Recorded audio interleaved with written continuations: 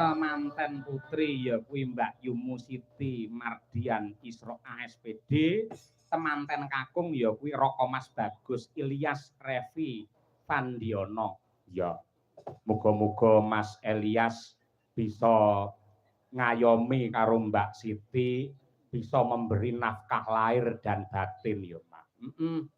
Nafkah lahir ki apa no? Nafkah lahir ki upamane magepokan karo sandang pangan karo papan. Yen nafkah batin iki tentreme rasa tumrape wong bebrayan. Lah, ngene Nduk, yang memberi nafkah lahir dan batin ki ora mung manten lanang.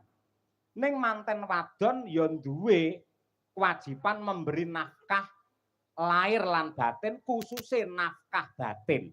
Masa? Yen nafkah lahir kuwi urusane sing lanang, ning upamane ana wong wadon sing gelem golek nafkah lahir kaya to sinden nyinden sewengi entuk dhuwit banjur dilumpukne karo bojone, kuwi tegese wanita sing becik. Ning sing jenenge nafkah batin kuwi lha hubungane karo remene penggalih lan senenge ati. Ya, wong wedok ki ya bisa memberi nafkah batin kepada suami. Carane piye? Ya carane piye carane lamun to sing kakung ki ngersakake hubungan badan apa mestine wong lanang karo wong wedok kae, sing wedok aja nganti suwala, kesela kaya apa aja nganti menolak, merga kuwi wujud nafkah batin yang diberikan kepada lelaki utawa suamimu. Ngono ya. Mula yen nganti sing lanang kok pengen delalah jam 12 bengi iki udane deres hawane adem, sing kakung kok ngersakake nafkah batin, sing wedok ora entuk nolak, kok nganti nolak calone nyemplung neraka jahanam kuwi Nduk. Masa? Iki pengumuman. Ewadene yen ana wong wadon gelem menehi nafkah batin, malah gelem tawa karo sing lanang.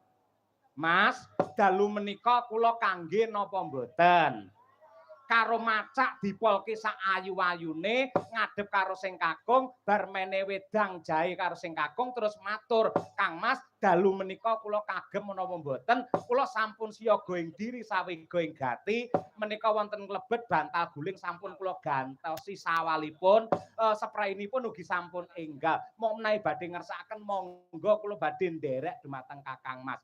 Pengumuman wong wedok sing gelem tawa ngono kuwi ora bakal entuk siksa ning neraka jahanam, langsung munggah swarga tundha sanga lho. Ngono kuwi. Mula Piyayi Putri Nadianto wis umure pamane 40 50 mang tawa bu rapopo.